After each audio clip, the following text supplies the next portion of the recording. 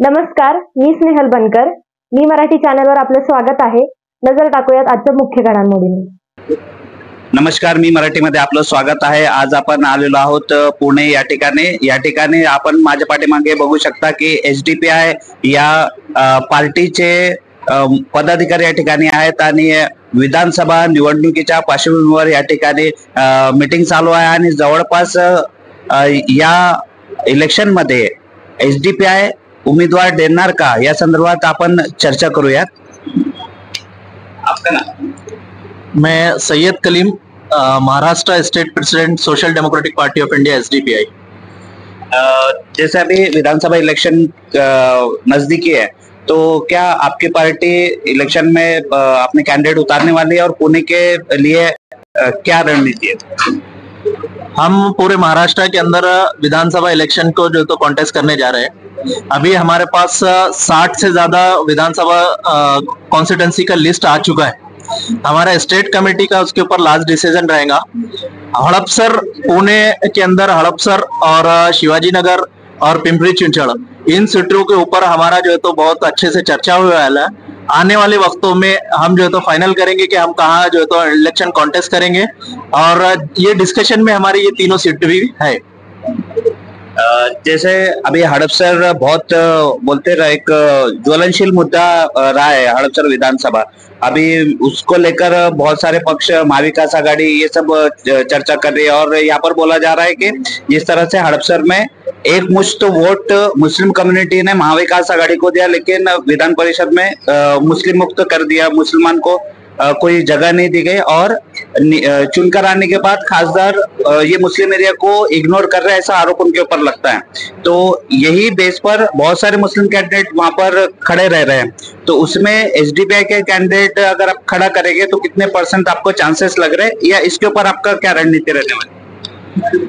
देखिए, ये मुस्लिम विरोधी जो मानसिकता है राजकारण के अंदर, मुस्लिम समाज को रिप्रेजेंटेशन देने का, ये कोई नया बात नहीं है.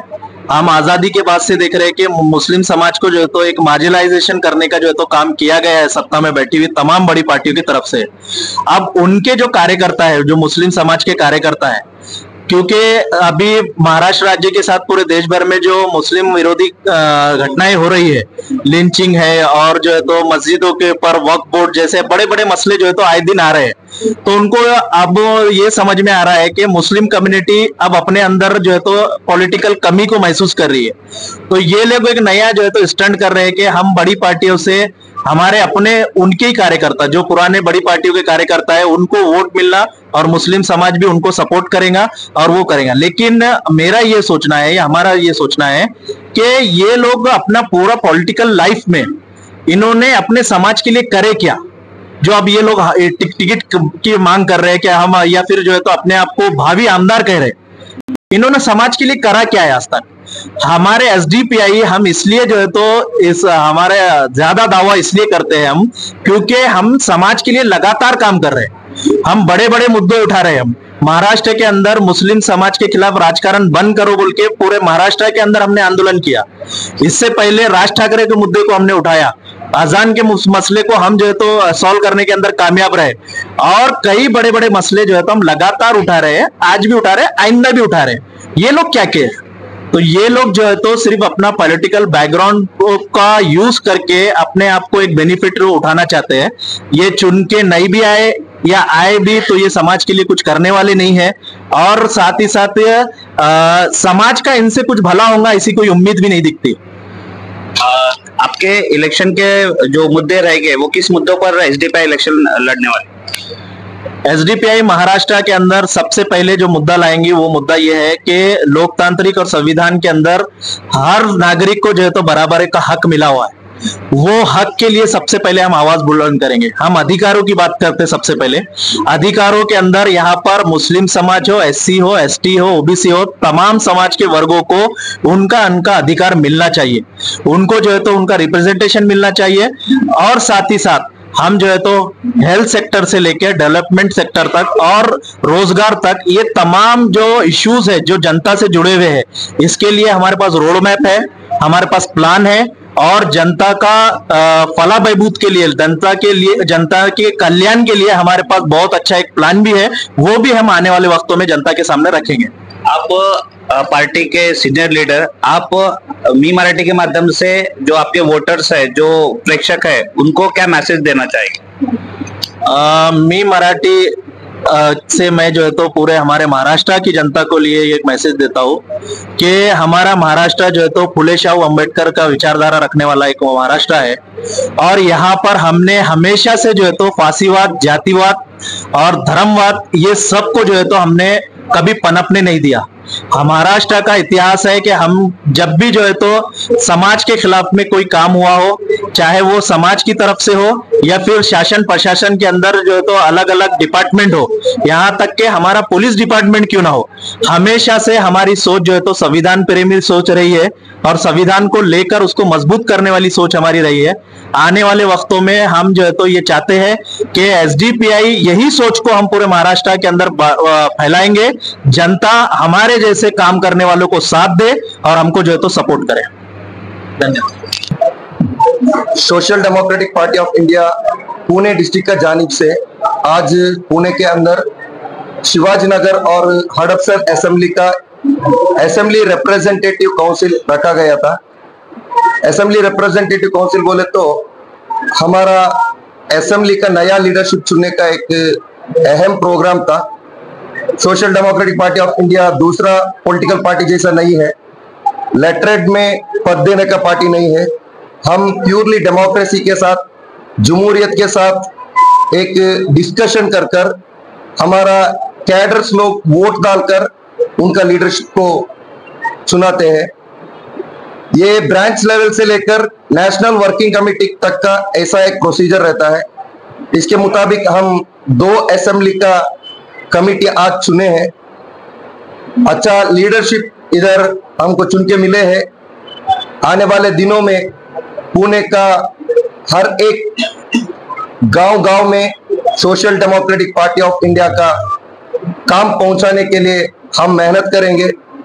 आने वाले महाराष्ट्र असेंबली इलेक्शन में भी पुणे से हम लड़ने के लिए तैयारी कर रहा है। अच्छा कैंडिडेट का प्रपोजल भी हमारा पार्टी का टेबल में आया है, उसका बारे में हम चर्चा कर स्टेट कमेटी में रखकर नेशनल कमेटी का अप्रूवल के साथ जल्द से जल्दी पुणे डिस्ट्रिक्ट का जितना हमारा असेंबली कैंडिडेट को ऐलान कर सकते हैं उतना कैंडिडेट को ऐलान करना बोलकर भी हमारा एक फैसला है। इसका अभी आने वाले महाराष्ट्र इलेक्शन का एक तैयारी भी है, ये हमारा इंटरनल इलेक्शन। इसलिए पूरा शहर पुणे का अवाम ये बार इलेक्शन में social democratic party of India के साथ रहना है। हम पूरे हिंदुस्तान के अंदर मजलूम के वास्ते आवाज उठाने वाले हैं।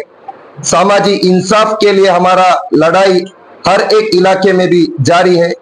इसीलिए ये मौके पर मैं आप सब लोगों के पास एक गुजारिश करता हूं, आप social democratic party of India party का मेंबरशिप ले लीजिए और कैडरशिप ले लीजिए और हमारा हक का लड़ाई लड़ने के लिए दूसरा लीडरशिप को इंतजार करने के बगैर खुद हम मुक्तदार होकर हमारा लीडरशिप हम हमारा हाथ में लेकर इंशाअल्लाह हमारा हक का लड़ाई करेंगे बोलकर गुजारिश करता हूं। आपल्यासोबत एसडीपीआयचे कार्यकर्ते असलम भाई आहेत।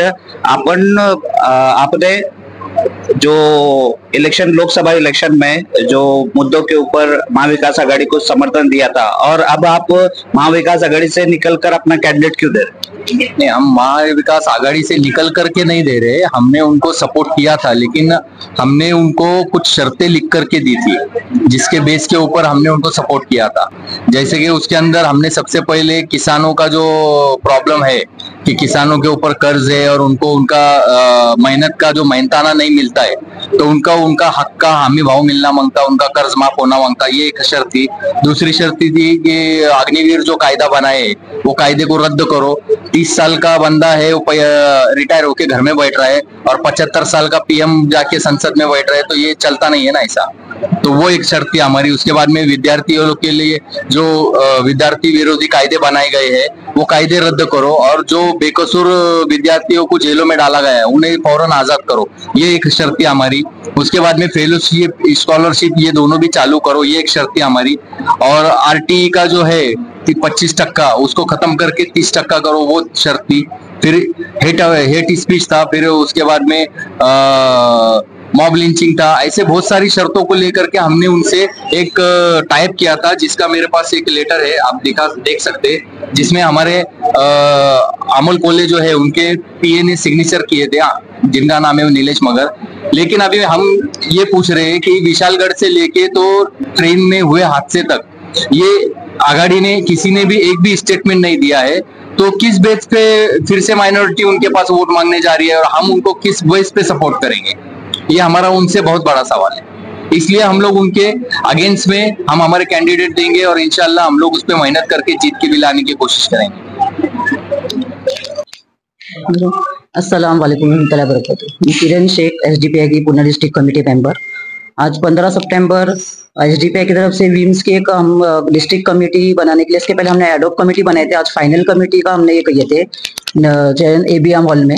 तो आज मेरा उसके ऊपर प्रेसिडेंट के ऊपर चुना गया है। तो मैं सबका शुक्रिया अदा करती हूँ जो मेरे को काम, अल्लाह ने मुझे इस काम के लिए चुना है, खास तो चुना है। तो मैं दिल से काम को, और ये मैं पोस्ट को नहीं महत्व देती हूँ, लेकिन एक काम आपको मालूम होगा कि ये जो हालत चल रही है अभी की जो सरकार है, खासकर मुस्लिम लोगों को ही टारगेट किया जा रहा है। खासकर पूना में नहीं, पूरे महाराष्ट्र में या पूरे देश में बोलो, खास मुस्लिम ही टारगेट है और दलित।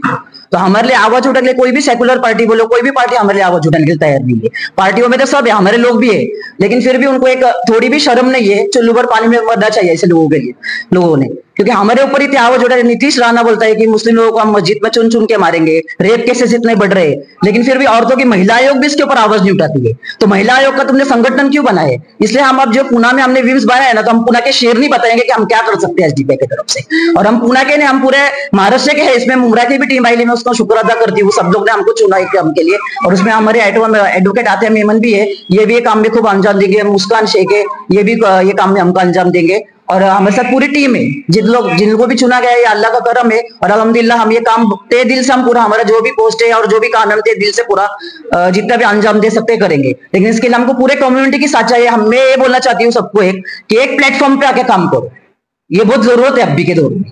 अभी के टाइम में एक प्लेटफॉर्म पे जब तक हम नहीं आएंगे, हमको ऐसा ही बांटा जाएगा और हमको ऐसा ही कुचला जाएगा, क्योंकि ये सब चीजें बंद नहीं होंगे। स्टार्टिंग से हम लोग नई चीजों के लिए आवाज नहीं उठाए, मॉब लिंचिंग के लिए बोलो, गाय कसाई के नाम के ऊपर, हर एक चीज के लिए। तो ये चीजें बढ़ते जा रही है, इसके लिए कहीं तो भी फुल स्टॉप होना चाहिए। इसलिए हम सब लोग एक हो जाओ और इसके लिए आवाज उठाए। जैसे शाहीन बाग में लेडीज ने ताकत बताई सरकार को कि हम क्या कर सकते हैं, तो अभी हम विम्स के थ्रू बताएंगे कि हम लेडीज क्या कर सकते हैं और क्या नहीं कर सकते, और हम आपको कैसे झुकाएंगे। अब इसके आगे आप देखना, इंशाल्लाह हमारे साथ अल्लाह है और पूरे हमारे साथ मुसलमान की दुआ है। शुक्रिया, जज़ाकल्लाह। WIM world woman India movement मध्ये मी आज मुस्कान आसिफ शेख माझी जॉईंट सेक्रेटरी या पदावर निवृत्ती झाली आहे। तर मी महिलांना आव्हान करते, जे अत्याचार होतात महिलांविरुद्ध, हुंड्यासाठी त्रास दिलं जातं, बलात्कार वगैरे, लहान मुलांवर देखील बलात्कार वगैरे होतात। तर ही जी आत्ताची सरकार आहे ती डोळे झाकून बसली आहे, ती काही त्याबद्दल काहीच कायदा काढून करत नाही। त्याबद्दल मी महिलांसाठी कधी पण कुठे पण अर्ध्या रात्री जर काही त्रास असेल तर WIM वुमन इंडिया मोमेंटला तुम्ही आवाज द्या। आणि मी आव्हान देते आणि आमंत्रण करते सगळ्या महिलांसाठी, जे पण आहे ते आम्हाला तुम्ही पण जास्तीत जास्त आमच्यासाठी आमच्या बरोबर जॉईन व्हा। आणि ज्या महिला स्वतः काम करू शकतात, की त्यांना माहित आहे की आपलं कॅपेबल आहे की आपण ह्या पार्टीमध्ये जॉईन होऊन आम्ही काम करू शकतो, तर त्या महिलांसाठी सुद्धा आमंत्रण आहे। तुम्हाला तुमचं काय महत्व असेल, तुमचं काय, तुम्हाला आमच्याशी डिस्कशन करून तुम्हाला जर काही बोलायचं असेल तर तुम्ही आमच्यापर्यंत या। आणि एवढं म्हणून मी यशस्वी उद्योजकांची गाथा, काय होते त्यांच्या यशाचे रहस्य, काय होते त्यांच्या उद्योग जीवनातील अडचणी, कसे केले त्यांनी त्यावर मात, लवकरच घेऊन येत आहोत एपेक्स मीडिया प्रस्तुत मी उद्योजक, फक्त मी मराठीवर।